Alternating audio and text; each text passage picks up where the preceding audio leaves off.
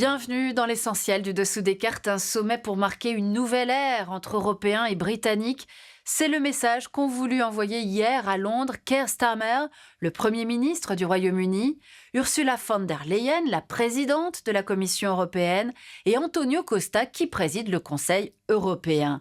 Nouvelle ère, donc 5 ans après le Brexit, cette rupture historique où pour la première fois, un État est sorti de l'Union européenne, et pas n'importe lequel, puisque le Royaume-Uni, rappelons-le, c'est la 6e économie mondiale, mais aussi la seule puissance nucléaire européenne avec la France.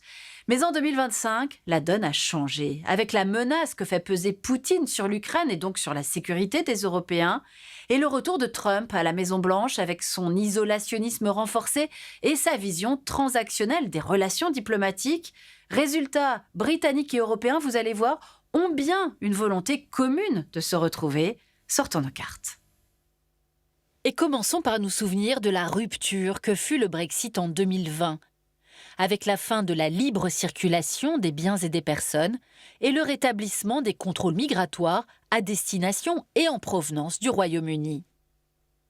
Pourtant, rapidement, les deux parties ont réussi un divorce à l'amiable, avec un accord de commerce et de coopération ou ACC signé en décembre 2020. Objectif, préserver les quelques 700 milliards d'euros d'échanges commerciaux entre l'Union européenne et le Royaume-Uni. Aucun droit de douane ni quota ne sont applicables, même si les procédures de contrôle et les formalités administratives sont rétablies.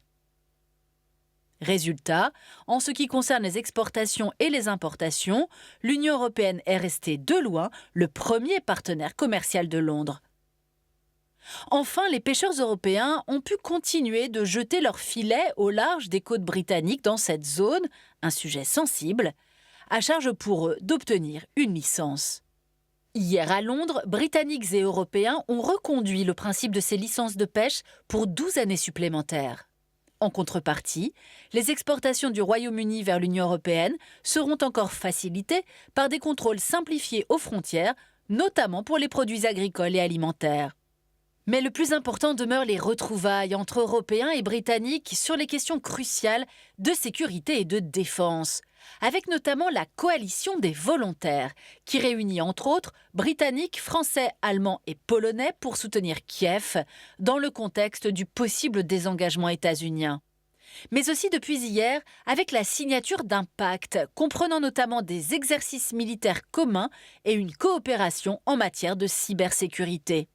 Avec également le programme européen de réarmement industriel de l'UE, doté par Bruxelles de 150 milliards d'euros, auquel pourraient, sous condition, participer les Britanniques.